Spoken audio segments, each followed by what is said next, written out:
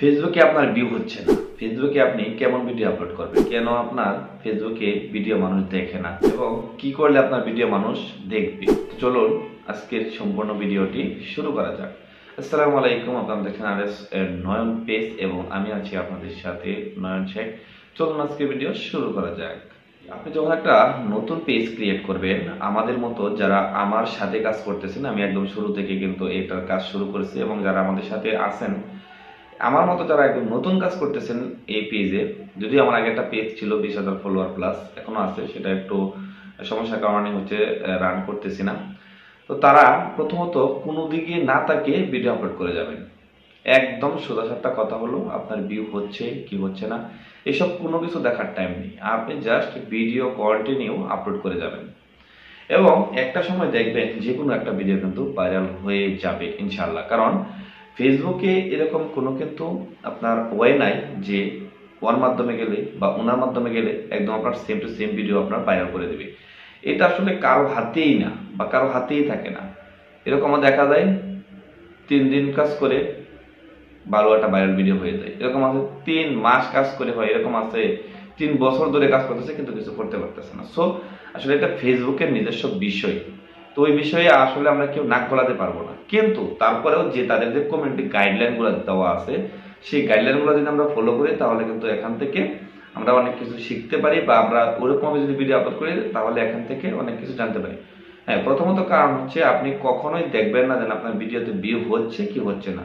অন্তত পক্ষে প্রথম 3 মাস এটা দেখার কোনো চান্স নেই যে আপনার ভিডিওতে ভিউ আসলো কি আসলো না। নেক্সট স্টেপ, অবশ্যই আপনার ভিডিওটাকে আপনি ক্লিয়ার রাখতে চেষ্টা করবেন। আপনি যদি আপনার ভিডিওটাকে ক্লিয়ার রাখতে পারেন তাহলে কিন্তু সেক্ষেত্রে অনেকটা ভিউ আসার সম্ভাবনা থাকে। এবং আপনি যখন ভিডিওটা আপলোড করতেছেন, আপনি দেখবেন আপনার ভিডিওটা আপনার কাছে, আপনার নিজের কাছে ভালো লাগে কিনা। যদি আপনার নিজের কাছে আপনার ভিডিওটা ভালো লাগে তাহলে অবশ্যই এটা ভাববেন বা এটা মনে করবেন যে অন্যর কাছেও তাহলে এই ভিডিওটা ভালো লাগবে। এখন আমরা যখন ফেসবুকে ভিডিও দেখি, অনেক সময় দেখা যায় যে ভিডিও আমাদের সামনে আসে, আমরা দেখতে চাই না কিন্তু তারপরে ভিডিওটা দেখি। আসলে কি ওই ভিডিওটার মধ্যে এরকম টুইস্ট থাকে বা ওইরকম শিক্ষণীয় বিষয় থাকে যে আমরা ভিডিওটাকে উপরের দিকে দিতে পারি না বা হচ্ছে আমরা ভিডিওটাকে সম্পূর্ণ শেষ পর্যন্ত দেখি। সো ওরকম ভিডিও ক্রিয়েট করতে হবে আমাদের, যাতে করে মানুষ আটকে যায় ভিডিওতে এবং যাতে করে মানুষ এই ভিডিওটাতে আগ্রহ হয়ে ওঠে দেখার জন্য। তো আরেকটা বিষয় হচ্ছে, যেমন আমরা ভিডিওটা হচ্ছে পাশাপাশি আপলোড করব না, যেমন টাইম মেনটেনটা একটু বাড়িয়ে দেবো। যেমন আপনি একটা ভিডিও 9টার সময় ছাড়লে আর একটা ভিডিও অন্তত 3 থেকে 4 ঘন্টা গ্যাপ দিয়ে ছাড়বেন। কারণ ফেসবুকে তো এটা যাচাই করার জন্য একটা সময় প্রয়োজন। এখন যদি আমরা ঘন্টায় ঘন্টায় ভিডিও আপলোড করতে থাকি তাহলে কিন্তু এটা হবে না।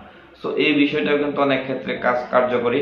তো আরেকটা বিষয় হচ্ছে যে ভিউ হলো কি হলো না এটা কিন্তু দেখা যাবে না। নতুন অবস্থায়, নতুন বা নিউ অবস্থায় আপনি কিন্তু এটা দেখতেই পারবেন না যে আপনার ভিউ হলো কি হলো না। অবশ্যই প্রত্যেকটা যারা আমাদের সাথে কাজ করতেছেন বা এমনিতে কাজ করতেছেন, অবশ্যই আপনারা যে কোনো একজনকে বাছাই করে নেবেন এবং তার সাথে কথা বলবেন বা ওনার সাথে কথা বলে দেখবেন যে আসলে কি বলে। অবশ্যই এই বিষয়টা বলবো যে আপনি যদি নতুন হন, অন্তত 3 মাস আপনি ভিডিও আপলোড করবেন, কোনো টাইম দেখা যাবে না এবং ওইরকম ভাবেই কাজ করতে হবে।